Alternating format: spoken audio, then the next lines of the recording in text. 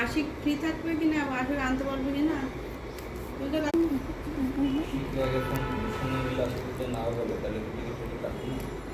তাহলে কে আনতে যাবে?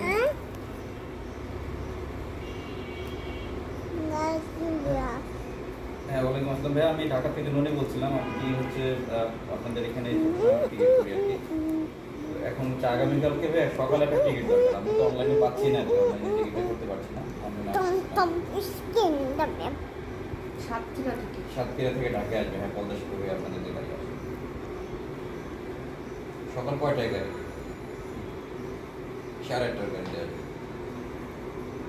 আর কয়টা আছে? 8:30টার পরে কয়টা আছে? আমি করবো।